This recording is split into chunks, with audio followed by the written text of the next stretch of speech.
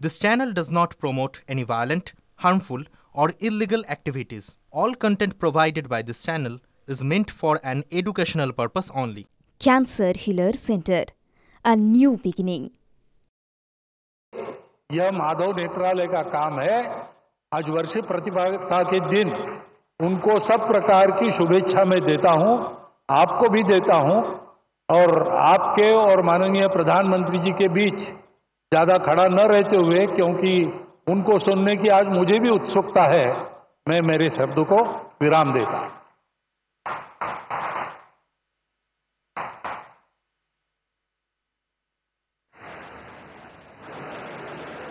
এই মুহূর্তে যে ছবি দেখাচ্ছি আপনাদেরকে, প্রধানমন্ত্রী হিসেবে প্রথমবার নাগপুরে আরএসএস এর সদর দপ্তরে নরেন্দ্র মোদী। প্রথম দুই সংঘ প্রধান হেডগেওয়ার ও গোলওয়াকারকে শ্রদ্ধা জানালেন প্রধানমন্ত্রী নরেন্দ্র মোদী। আরএসএস প্রধান মোহন ভাগবতের সঙ্গেও বৈঠক হওয়ার কথা রয়েছে। এই মুহূর্তে সেই মুহূর্তের ছবি দেখাচ্ছি, যখন শ্রদ্ধা জানান প্রধানমন্ত্রী নরেন্দ্র মোদী।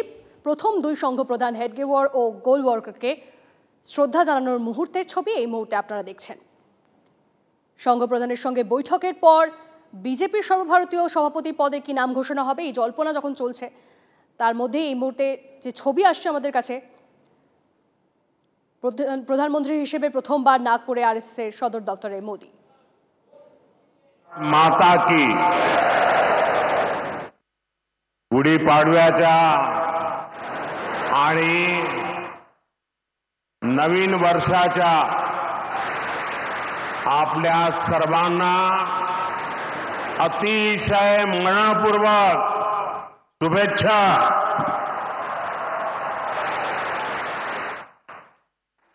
कार्यक्रम में उपस्थित परम पूजनीय सरसंघचालक जी डॉक्टर मोहन भागवत जी, स्वामी गोविंद गिरी जी महाराज, स्वामी अवधेशानंद गिरी जी महाराज, महाराष्ट्र के लोकप्रिय मुख्यमंत्री देवेंद्र फडणवीस जी, केंद्रीय मंत्रिमंडल में मेरे साथी नितिन गडकरी जी, डॉक्टर अविनाश चंद्र अग्निहोत्री जी, अन्य महानुभाव और उपस्थित सभी वरिष्ठ साथी, राष्ट्र यज्ञ के इस पावन अनुष्ठान में आज मुझे यहां आने का सौभाग्य मिला है। आज चैत्र शुक्ल प्रतिपदा का ये दिन बहुत विशेष है। आज से नवरात्रि का पवित्र पर्व शुरू हो रहा है। देश के अलग अलग कोनों में आज गुड़ी पड़वा, उगादी और नवरेह का त्योहार भी मनाया जा रहा है। आज भगवान झूलेलाल जी और गुरु अंगद देव जी का अवतरण दिवस भी है। ये हमारे प्रेरणा पुंज परम पूजनीय डॉक्टर साहब की जयंती का भी अवसर है और इसी साल राष्ट्रीय स्वयंसेवक संघ की गौरवशाली यात्रा का 100 वर्ष भी पूरे हो रहे हैं।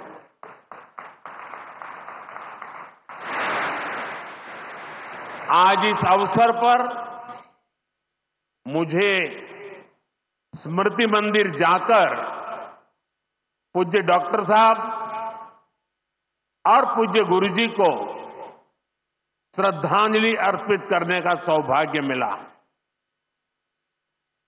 साथियों, इसी कालखंड में हमने हमारे संविधान के 75 वर्ष का उत्सव भी मनाया है। अगले ही महीने संविधान निर्माता बाबा साहब आंबेडकर जी की जयंती भी है। आज मैंने दीक्षा भूमि पर बाबा साहब को नमन किया है, उनका आशीर्वाद लिया है। मैं इन विभूतियों को नमन करते हुए देशवासियों को नवरात्रि और सभी पर्वों की बहुत बहुत बधाई देता हूं। साथियों, संघ सेवा के इस पवित्र तीर्थ नागपुर में आज हम एक पुण्य संकल्प के विस्तार के साक्षी बन रहे हैं। अभी हमने माधव नेत्रालय के कुल गीत में सुना, अध्यात्म ज्ञान गौरव गुरुता का ये अद्भुत विद्यालय, मानवता रत यह सेवा मंदिर, कण कण में देवालय। माधव नेत्रालय एक ऐसा संस्थान है जो अनेक दशकों से पूज्य गुरु जी के आदर्शों पर लाखों लोगों की सेवा कर रहा है। लोगों के जीवन में रोशनी लौटी है। आज उसके नए परिसर का शिलान्यास हुआ है। अब इस नए परिसर के बाद इन सेवा कार्यों को और ज्यादा गति मिलेगी। इससे हजारों नए लोगों के जीवन में प्रकाश फैलेगा, उनके जीवन का अंधकार भी दूर होगा। मैं इस सेवा कार्य के लिए माधव नेत्रालय से जुड़े सभी लोगों को उनके कार्य की, उनके सेवा भाव की सराहना करता हूं और मेरी तरफ से अनेक अनेक शुभकामनाएं देता हूं। साथियों, लाल किले से मैंने सबके प्रयास की बात कही थी। आज स्वास्थ्य के क्षेत्र में देश जिस तरह काम कर रहा है, माधव नेत्रालय उन प्रयासों को बढ़ा रहा है। देश के सभी नागरिकों को बेहतर स्वास्थ्य सुविधाएं मिले, यह हमारी प्राथमिकता है। देश में गरीब से गरीब को भी अच्छे से अच्छा इलाज मिले। कोई भी देशवासी जीवन जीने की गरिमा से वंचित न रहे। अपना जीवन देश के लिए दे चुके बुजुर्गों को इलाज की चिंता उनको सताती न रहे, उस परिस्थिति में उनको जीना न पड़े। और ये सरकार की नीति है। और इसलिए आयुष्मान भारत के कारण आज करोड़ों लोगों को मुफ्त इलाज की सुविधा मिल रही है। हजारों जन औषधि केंद्र देश के गरीबों को, मध्यम वर्गीय परिवारों को सस्ती दवाएं दे रहे हैं। इन दिनों देश में करीब 1,000 डायलिसिस सेंटर जो मुफ्त में डायलिसिस की सेवा का एक यज्ञ चला रहे हैं। इससे देशवासियों के हजारों करोड़ रुपए बच रहे हैं, उनको स्वास्थ्य लाभ हो रहा है। बीते 10 साल में गांवों में लाखों आयुष्मान आरोग्य मंदिर बने हैं, जहां से लोगों को देश के सर्वश्रेष्ठ डॉक्टरों से टेली मेडिसिन से कंसल्टेशन मिलता है, प्राथमिक इलाज मिलता है और आगे के लिए सहायता होती है। उन्हें रोगों की जांच के लिए सैकड़ों किलोमीटर दूर नहीं जाना पड़ रहा। साथियों, हमने न सिर्फ मेडिकल कॉलेजों की संख्या में 2 गुना वृद्धि की है, लेकिन हमने देश में ऑपरेशनल एम्स की संख्या भी 3 गुना बढ़ाई है। देश में मेडिकल सीट्स भी 2 गुनी हुई है। प्रयास यही है कि आने वाले समय में लोगों की सेवा के लिए ज्यादा से ज्यादा डॉक्टर्स और अच्छे डॉक्टर्स उपलब्ध हो। एक बहुत बड़ा साहसिक निर्णय हमने किया। आजादी के बाद पहली बार हुआ,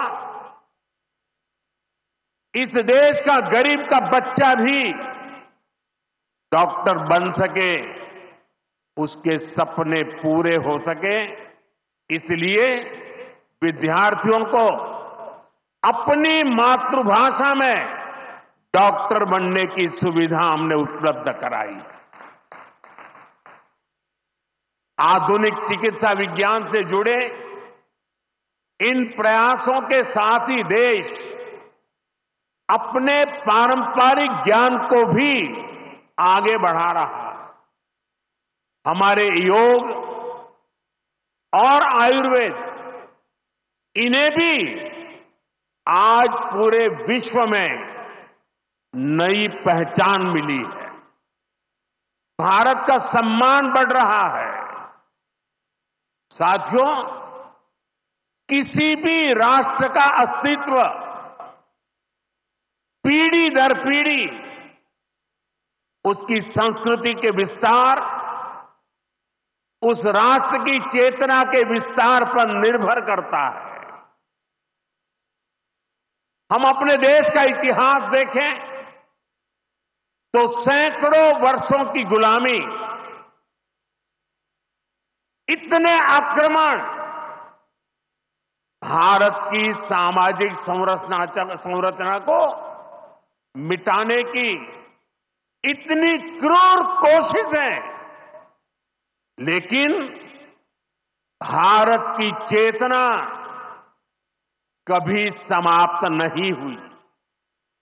उसकी लौ जलती रही। ये कैसे हुआ? क्योंकि कठिन से कठिन दौर में भी भारत में इस चेतना को जागरूक रखने वाले नए नए सामाजिक आंदोलन होते रहे। भक्ति आंदोलन उसका ये उदाहरण, जिससे हम सब भली भांति परिचित हैं। मध्यकाल के उस कठिन कालखंड में हमारे संतों ने भक्ति के विचारों से हमारी राष्ट्रीय चेतना को नई ऊर्जा दी। गुरु नानक देव, कबीरदास, तुलसीदास, सूरदास, हमारे यहां महाराष्ट्र में संत तुकाराम, संत एकनाथ, संत नामदेव, संत ज्ञानेश्वर, ऐसे कितने ही संतों ने हमारी इस राष्ट्रीय चेतना में अपने मौलिक विचारों से प्राण फूंके। इन आंदोलनों ने भेदभाव के फंदों को तोड़कर समाज को एकता के सूत्र में जोड़ा। इसी तरह स्वामी विवेकानंद जैसे महान संत भी हुए। उन्होंने निराशा में डूब रहे समाज को झकझोरा,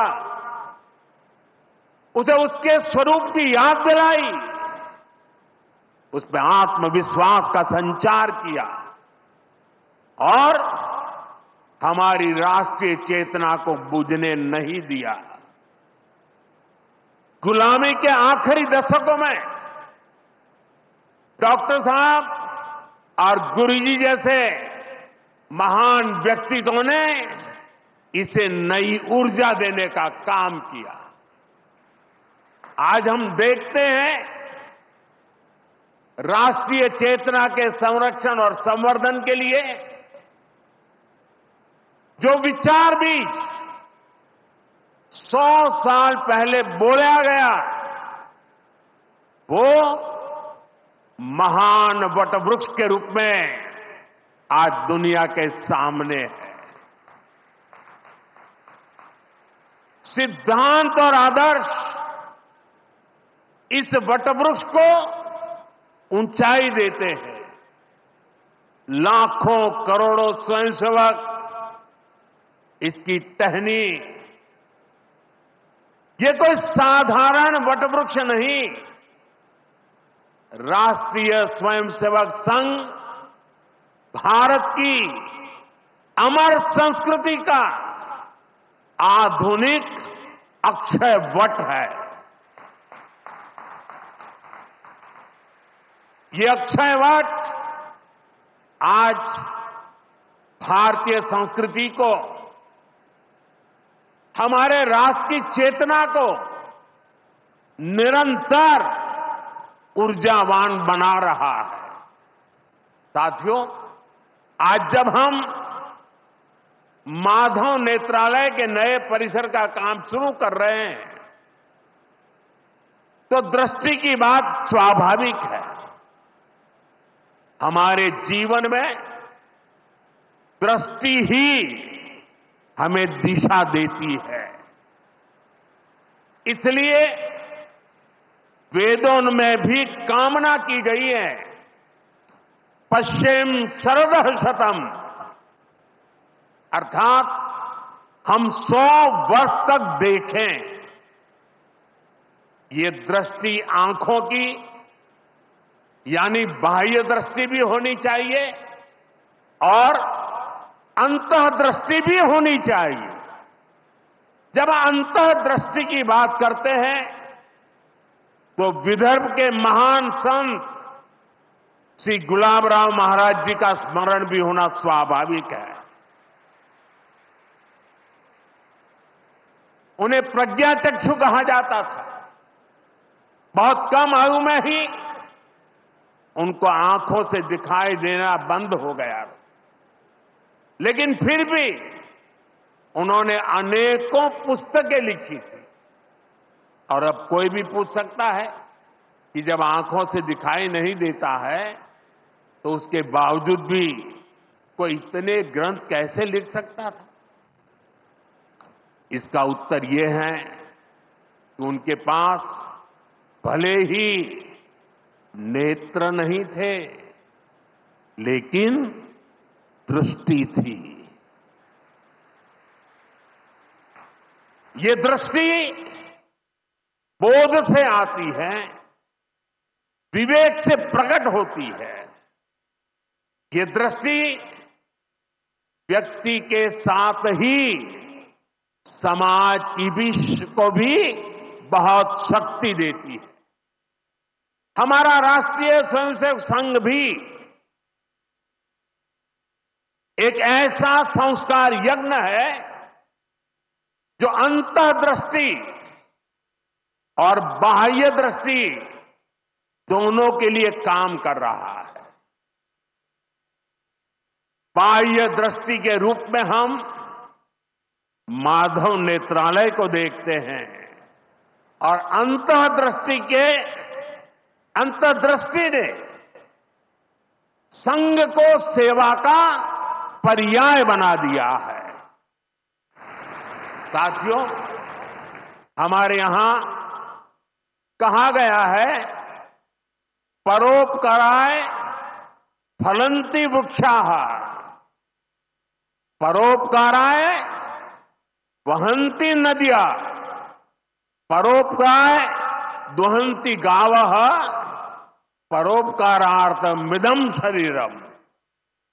हमारा शरीर परोपकार के लिए ही है, सेवा के लिए ही है।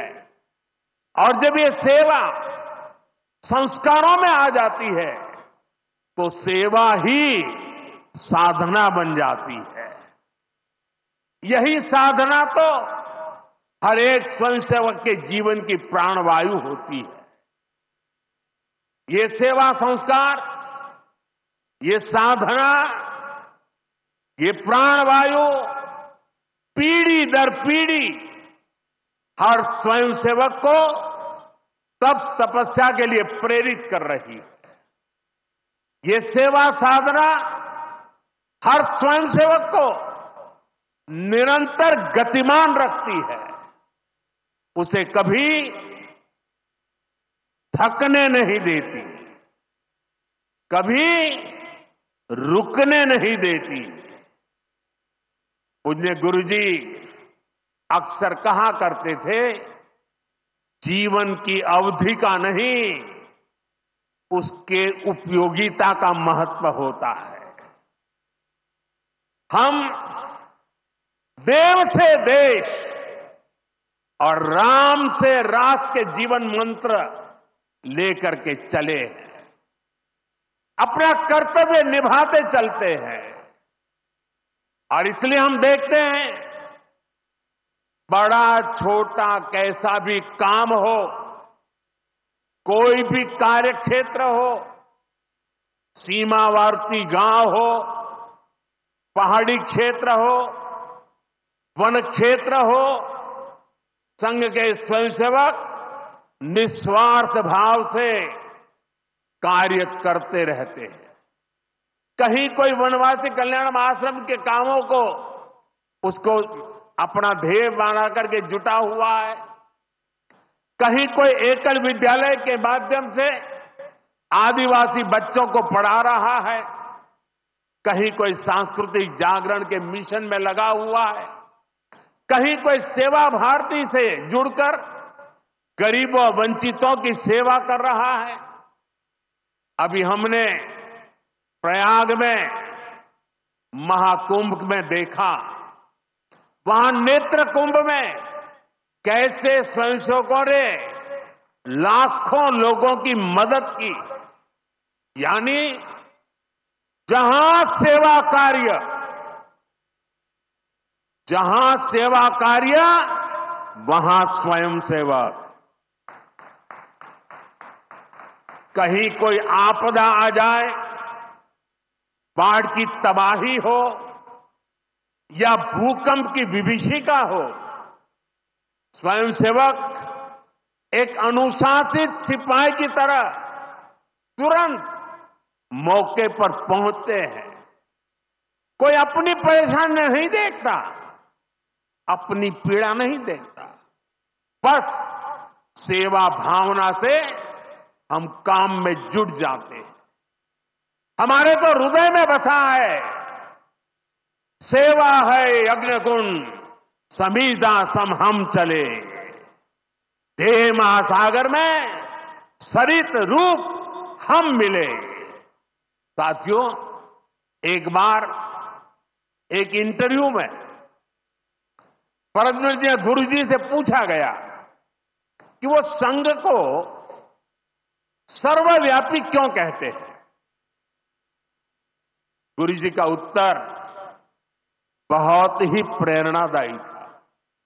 उन्होंने संघ की तुलना प्रकाश से की थी, उजाले से की थी। उन्होंने कहा कि प्रकाश सर्वव्यापी होता है, वो खुद ही अकेले सारे कार्य भले न करे लेकिन अंधेरे को दूर करके वो दूसरों को कार्य करने का रास्ता दिखा देता है। गुरुजी की ये सीख हमारे लिए जीवन मंत्र है। हमें प्रकाश बनकर अंधेरा दूर करना है, बाधाएं मिटानी है, रास्ता बनाना है। उस भाव को हम जीवन भर सुनते रहें। हर कोई कम अधिक मात्रा में जीने का प्रयास करता रहा। मैं नहीं, तुम, अहम नहीं, वयम, इदम राष्ट्राय, इदम न मम। साथियों, जब प्रयासों के दौरान जब मैं नहीं, हम का ध्यान होता है, जब राष्ट्र प्रथम की भावना सर्वोपरि होती है, जब नीतियों में, निर्णयों में देश के लोगों का हित ही सबसे बड़ा होता है, तो सर्वत्र उसका प्रभाव भी और प्रकाश भी नजर आता है। विकसित भारत के लिए सबसे जरूरी है कि हम उन बेड़ियों को तोड़े जिनमें देश उलझा हुआ था। आज हम देख रहे हैं भारत कैसे गुलामी की मानसिकता को छोड़कर आगे बढ़ रहा है। गुलामी की निशानियों को जिस हीन भावना में 70 वर्षों से डोया जा रहा था, उनकी जगह अब राष्ट्रीय गौरव के नए अध्याय लिखे जा रहे हैं। वो अंग्रेजी कानून जिन्हें भारत के लोगों को नीचा दिखाने के लिए बनाया गया था, देश ने उन्हें बदल दिया है। गुलामी की सोच से बनी दंड संहिता की जगह अब भारतीय न्याय संहिता लागू हुई है। हमारे लोकतंत्र के प्रांगण में अब राजपथ नहीं, कर्तव्य पथ है। हमारी नौसेना के ध्वज में भी गुलामी का चिन्ह छपा हुआ था, उसकी जगह अब नौसेना के ध्वज पर छत्रपति शिवाजी महाराज का प्रतीक लहरा रहा है। अंडमान के द्वीप जहां वीर सावरकर ने राष्ट्र के लिए यातनाएं सही, जहां नेताजी सुभाष बाबू ने आजादी का बिगुल फूंका, उन द्वीपों के नाम भी अब आजादी के नायकों की याद में रखे गए हैं। साथियों, वसुधैव कुटुंबकम का हमारा मंत्र आज विश्व के कोने कोने में पहुंच रहा है और दुनिया इसे हमारे कार्यों में भी देख रही है, महसूस कर रही है। जब कोविड जैसी महामारी आती है तो भारत विश्व को परिवार मानकर वैक्सीन उपलब्ध करवाता है। दुनिया में कहीं भी प्राकृतिक आपदा हो, भारत पूरे मनोयोग से सेवा के लिए खड़ा होता है। अभी आपने कल ही देखा है, म्यांमार में इतना बड़ा भूकंप आया है। भारत ऑपरेशन ब्रह्मा के तहत वहां के लोगों की मदद के लिए सबसे पहले पहुंच गया है।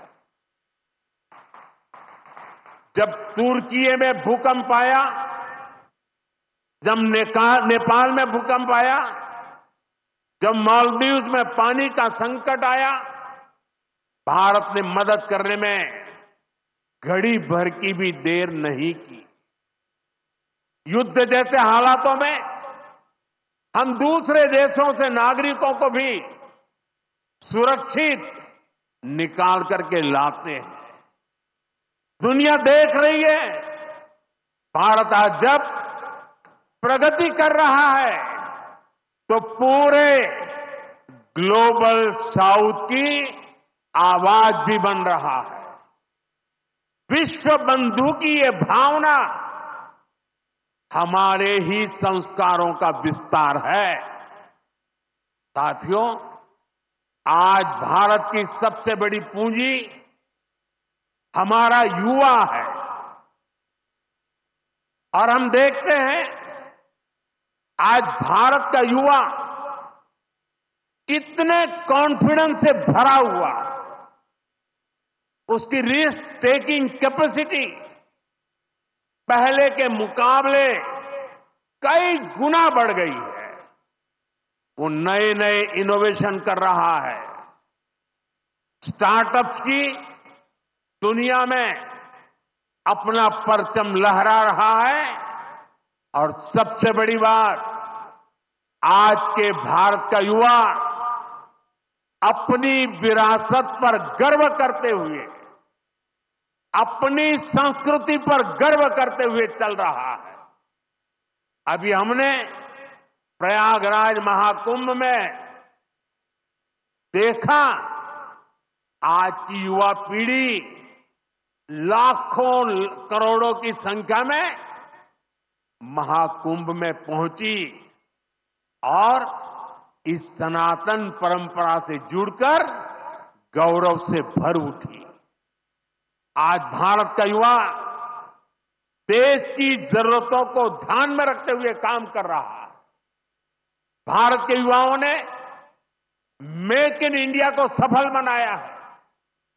भारत का युवा लोकल के लिए वोकल हुआ है, एक जज्बा बना है।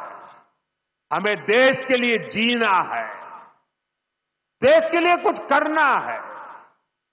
खेल के मैदान से लेकर अंतरिक्ष की ऊंचाई तक राष्ट्र निर्माण की भावना से ओतप्रोत हमारे युवा आगे बढ़ रहे हैं, आगे चलते ही जा रहे हैं।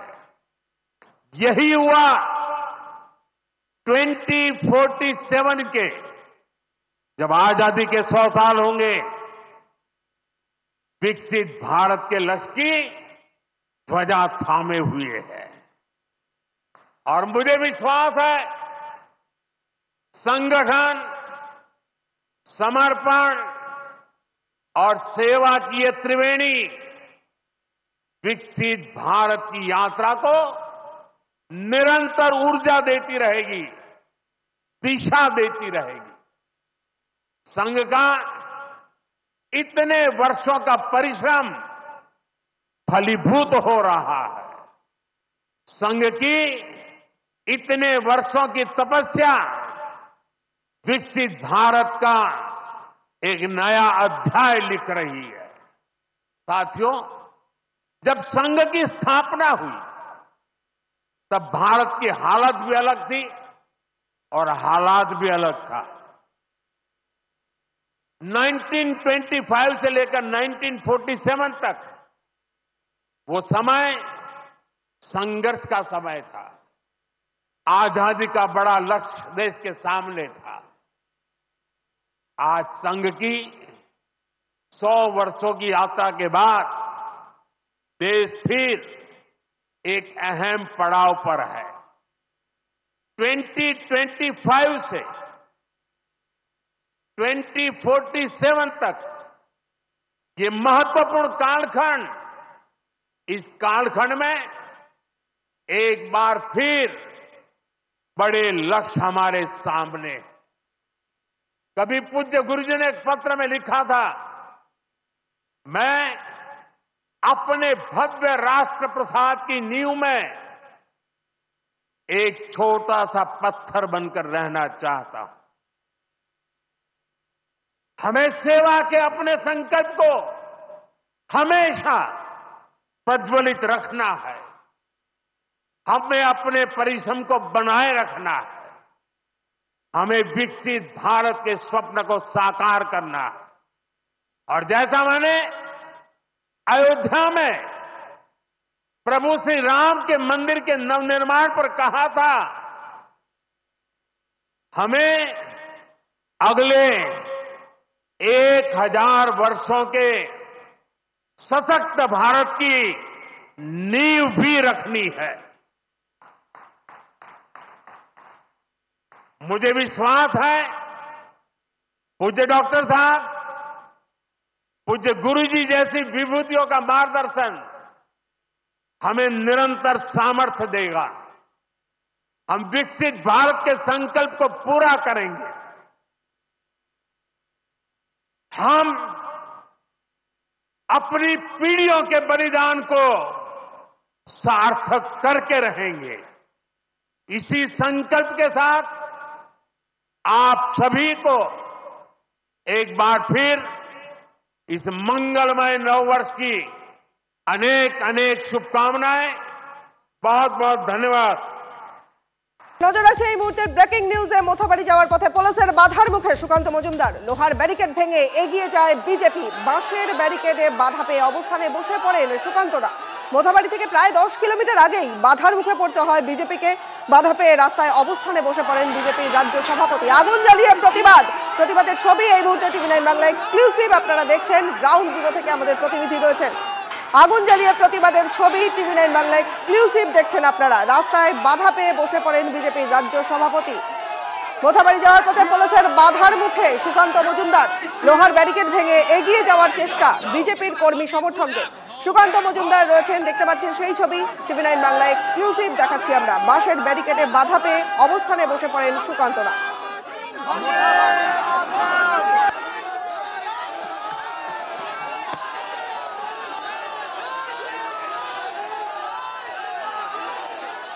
পুলিশ একটা ব্যারিকেড আমরা ভেঙেছি আজকে। এখন দেখুন পুলিশ কিভাবে মাটি খুঁড়ে, রাস্তা খুঁড়ে, স্টেট হাইওয়ে খুঁড়ে বাঁশের কেল্লা তৈরি করেছে। এই পুলিশ তৃণমূলের বাহিনীতে পরিণত হয়েছে।